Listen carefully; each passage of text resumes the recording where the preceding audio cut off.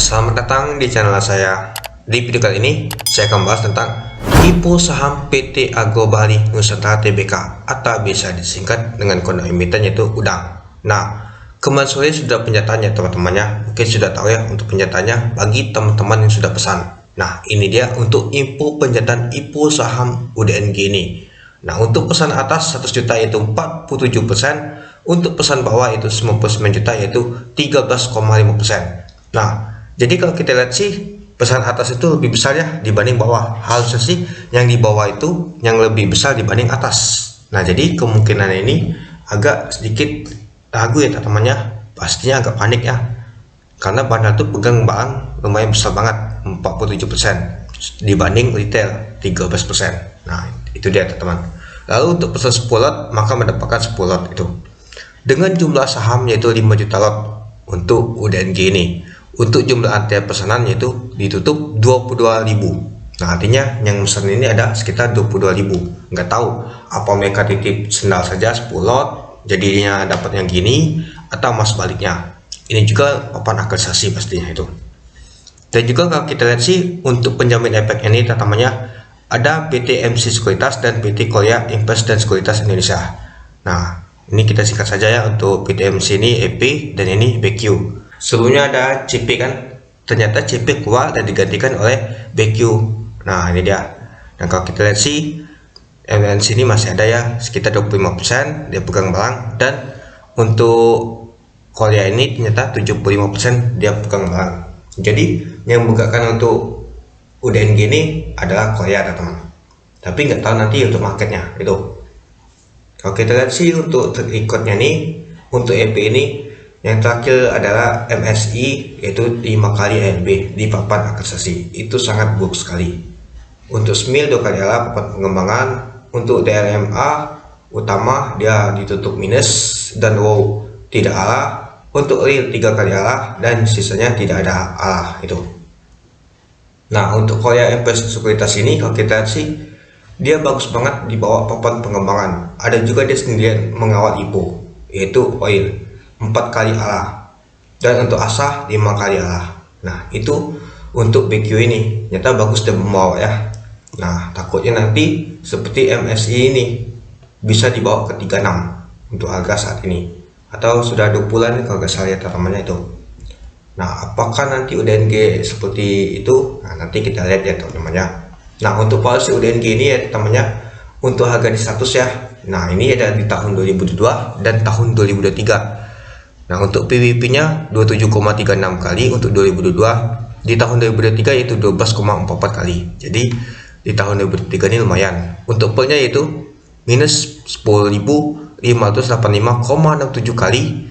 Kalau di tahun 2023 yaitu 36,38 kali. Untuk BP-nya sama ya temannya. Untuk BP-nya di tahun 2022 3,66, di tahun 2023 8,4. Untuk DEL-nya di tahun 2022 12,65, untuk di tahun 2023 7,98%. Untuk lainnya 0,26% minus ya teman-temannya.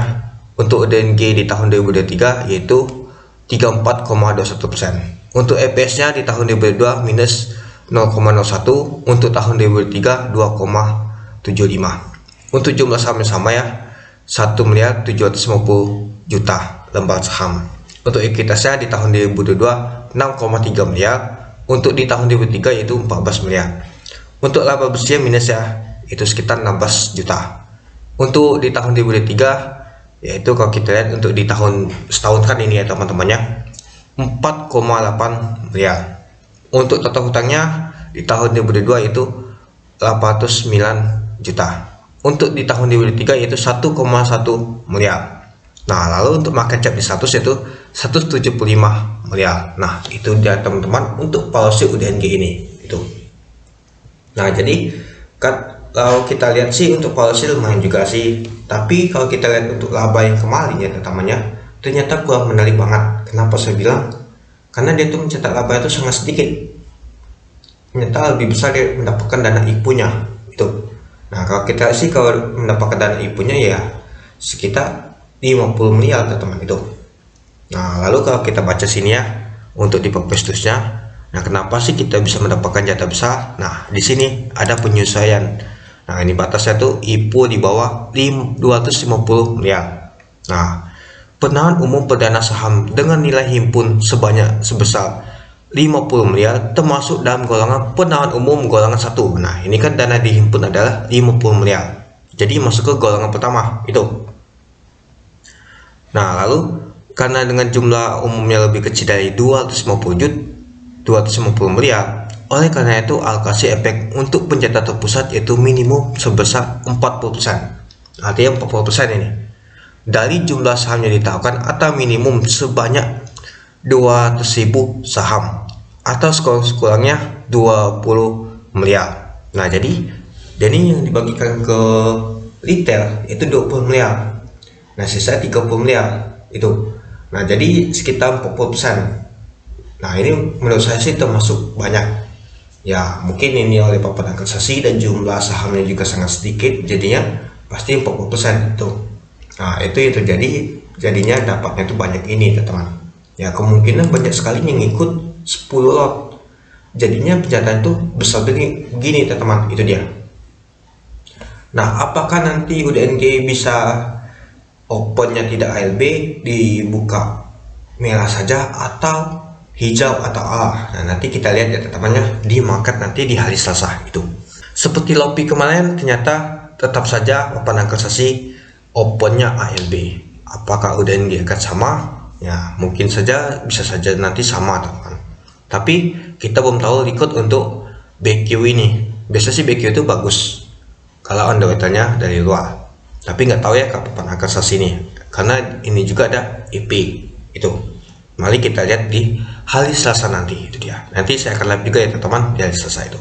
Oke, mungkin itu saja sih teman-teman untuk pembahasan IPO saham PT Agro Bali Nusantara Tbk atau bisa disingkat dengan kode emiten yaitu UDNG. Nah, ternyata kemarin sudah punya tanya teman-temannya. Silakan teman-teman yang ikut silakan dicek di web IPO-nya atau di aplikasi sekuritas teman-teman masing-masing. Biasanya sudah muncul itu. Oke, mungkin itu saja sih teman-teman untuk video pembahasan saya tentang IPO pencetak saham UDNG ini. Oke, sekian dulu video saya. Terima kasih sudah menonton. Salam cuan.